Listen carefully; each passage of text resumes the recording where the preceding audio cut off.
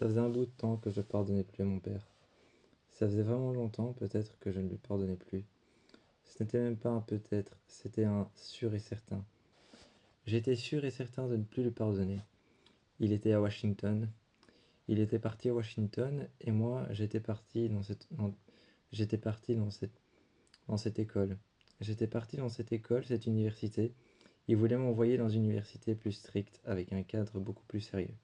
Avec un cadre où il fallait que je respecte les règles, les horaires. Avec un cadre où j'avais un appartement.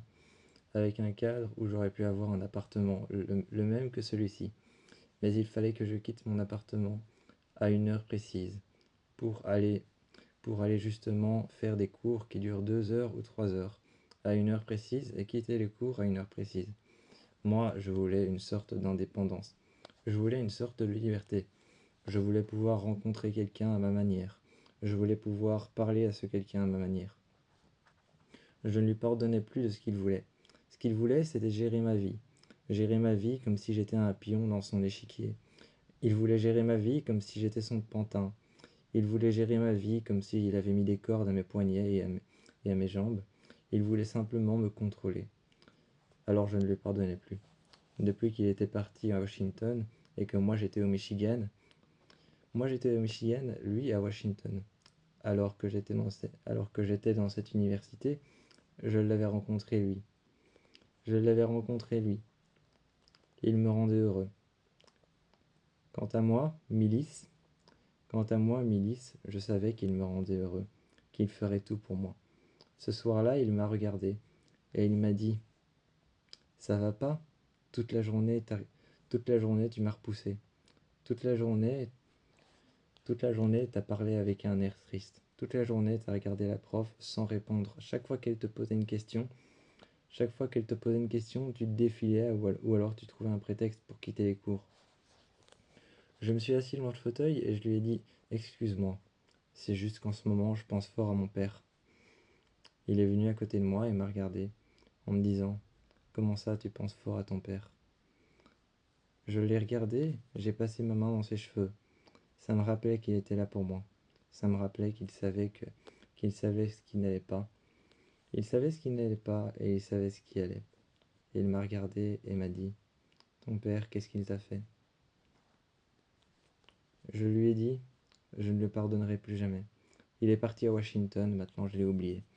Maintenant que je suis dans le Michigan, dans cette école avec toi, je sais pas. J'ai l'impression qu'il est toujours là, qu'il me contrôle toujours. C'est moi qui ai fait ce choix de partir, mais j'ai fait ce choix justement pour lui échapper. J'ai l'impression qu'en ayant fait ce choix pour lui échapper, je me retrouve toujours prisonnier de lui, comme s'il essayait de me contrôler de loin. J'ai l'impression, j'ai l'impression que quelque part il m'a poussé à lui échapper. J'ai l'impression que quelque part il m'a poussé à lui échapper, que c'était une forme de contrôle évité. Là, tu m'as regardé et tu as dit: mais non, en aucun cas c'était une forme de contrôle évité. Tu te fais simplement des idées. Dis-toi que tu es loin de lui. Dis-toi que tu es avec moi. Dis-toi qu'il ne partira jamais. Quand il s'est mis contre moi, il m'a caressé les cheveux, a mis sa main sur mon ventre. Il a mis sa main sur mon ventre, sur le bas de mon ventre, et l'a descendu un petit peu plus dans mon jeans. Il l'a descendu un petit peu plus dans mon jeans. En tenant sa main dans mon jeans, il m'a regardé. En tenant sa main entre mes jambes dans mon jeans, il m'a dit: dis-toi que t'es avec moi maintenant. Dis-toi que tout va bien.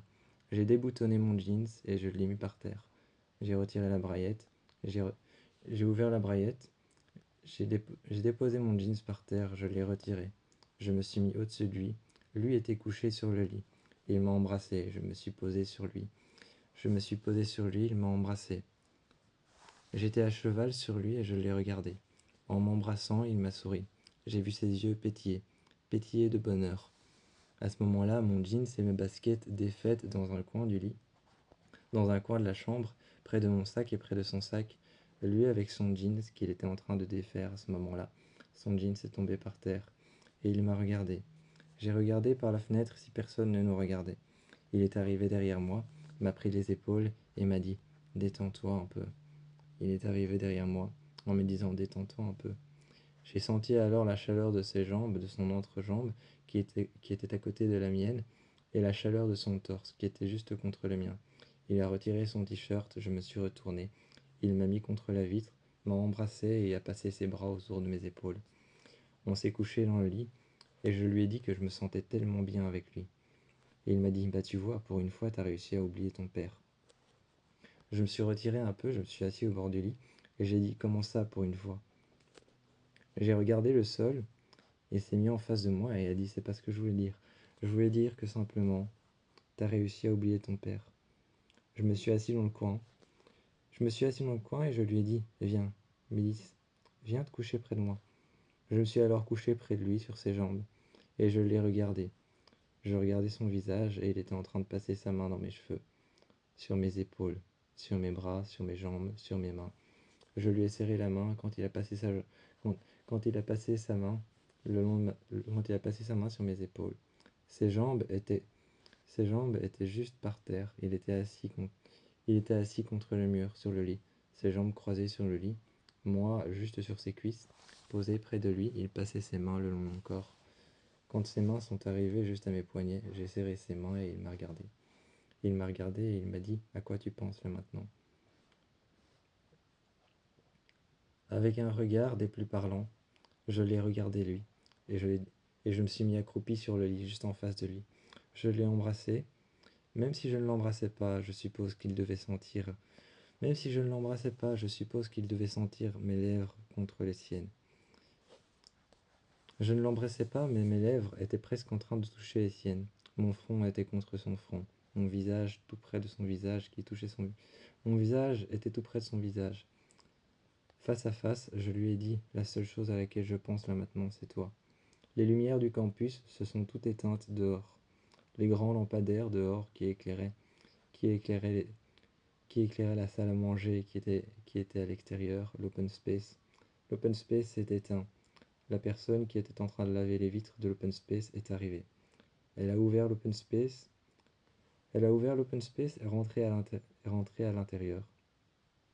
Elle est rentrée dans l'open space et elle a commencé à nettoyer. Elle a nettoyé le sol, nettoyé les tables vitrées. Elle a fermé les PC qui étaient tous allumés, elle les a laissés là. Elle a rangé un PC sûrement oublié sur une table et elle l'a mis par terre. Moi, je t'ai regardé. À la vitre, j'ai fermé les rideaux. Je suis retourné sur le lit. J'ai pris mon sac et j'ai ouvert mes cours et j'ai commencé à réviser. Je ne sais pas pourquoi, mais même quand je révisais, je pensais encore à toi. J'avais quelque part envie de t'oublier parce que tu me rends... J'avais quelque part envie de t'oublier parce que plus j'essayais de t'oublier, plus je revenais au souvenir de mon père. Plus j'essayais de t'oublier, plus je revenais au souvenir de mon père. Mais j'étais tellement accro à ton parfum. J'étais tellement accro à ton odeur. Tu m'as pris près, tu m'as pris près de toi, contre le mur. J'étais tellement accro à ton odeur et à ton corps. J'étais tellement accro à toi. Tu m'as dit, calme-toi. Arrête d'essayer de l'oublier. Arrête d'essayer de le laisser hanter ta vie. Si tu continues à essayer de l'oublier constamment, tu m'as dit si tu continues à essayer de l'oublier constamment, si tu continues à essayer de faire ça, ce qui va se passer, c'est que tu vas le laisser hanter ta vie. Je t'ai regardé, je me suis mis près de toi, et je t'ai demandé comment est-ce que tu sais tout ça. Tu m'as regardé et tu m'as dit, je t'ai assez observé, je connais ton tempérament, tes humeurs, comment tu vas, ce que tu fais, ce que tu manges, comment tu ne vas pas quand... ce que tu manges quand tu ne vas pas bien, ce que tu manges quand tu vas très bien. Je te connais dans les moindres détails, donc je sais ce qu'il faut te dire et je sais ce qu'il faut faire. Et je sais que si tu continues à faire ça, tu vas le laisser hanter ta vie. Même au-delà du fait que vous soyez séparés par 2 villes, par plus que 2 villes et des kilomètres.